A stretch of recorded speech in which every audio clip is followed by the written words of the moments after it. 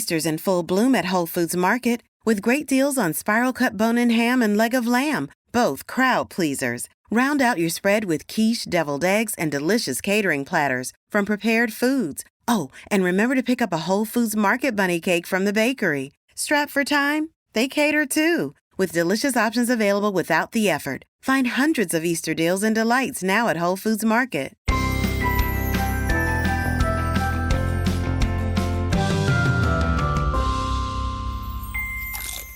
Hello and welcome to Bytes of Health, where we hope to take a bite out of your parent worries each day with sound advice and guidance. Every morning, we'll answer a commonly asked pediatric question in 5 minutes or less. I'm Dr. Jess Steier, a public health scientist, and today I'm joined by a guest bestie, Malina Malkani, a pediatric registered dietitian, author of 2 infant feeding books, and the single mom of 3 behind the amazing Instagram account, healthy.mom.healthy.kids. All right, so today we are going to talk about picky eating. The clock is ticking, so let's get to it. All right, Malina, why is picky eating so common during early childhood? Because I know many of the people listening right now are dealing with this. Oh, it is a toughie. So first, there's a physiological reason, which is that growth naturally slows at around age 1, age 2, and toddler appetites tend to slow in response. And toddler appetites also fluctuate a lot, depending on what they ate previously in the day or the week. But as a parent, this can just feel like, oh no, the picky eating is setting in, when in fact, it's just the natural changes in a child's growth pattern and subsequent appetite. But there's also a developmental driver, which is that early childhood is when kids start to assert their independence, and food can often become an area where they start expressing opinions. But then there's also a genetic component, which is that about half of a child's taste preferences are biologically determined.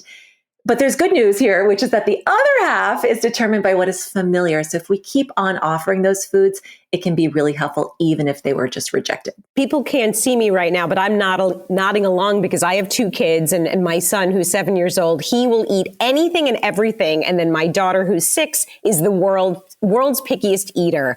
And so I know this is going to resonate with so many parents right now.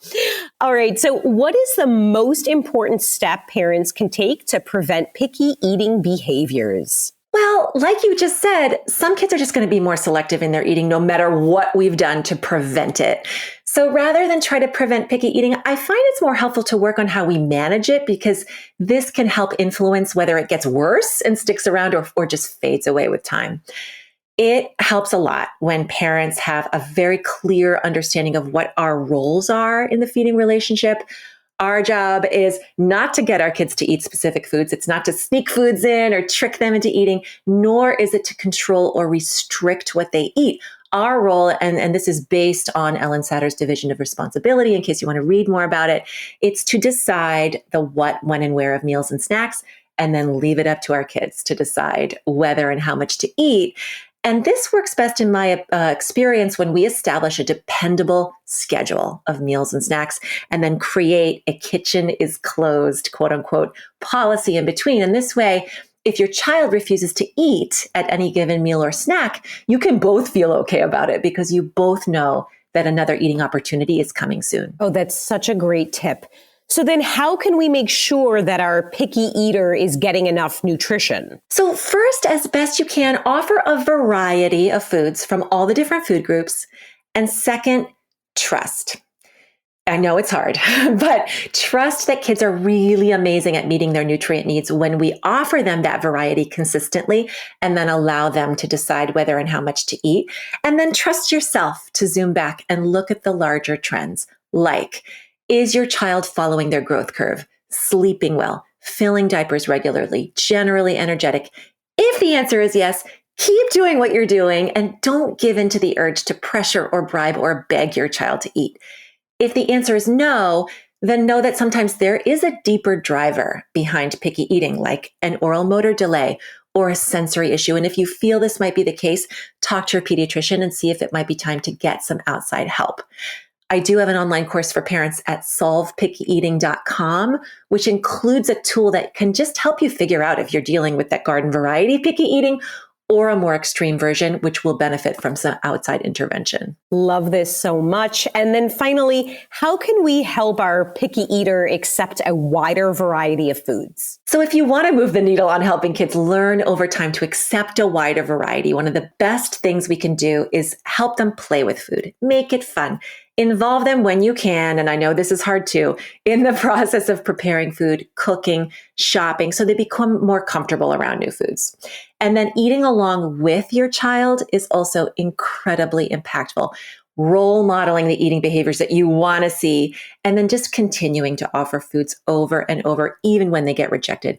It can take an average of up to 15 exposures to a new food, or sometimes more, before a child will grow comfortable enough to eat it. So just don't give up as best you can. All right. Well, I learned something. We hope you learned something, and we have lots more to share. You can get your Bite of Health every day, Monday through Friday.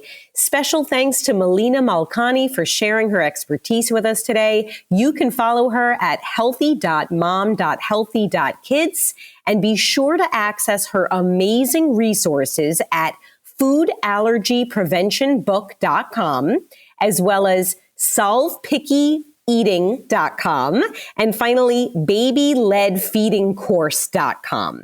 If you like what you've heard here, let us know. Leave us a review on Apple and be sure to tell your friends. Also, be sure to follow along on Instagram at Bytes of Health Pod. That's Bytes with a Y.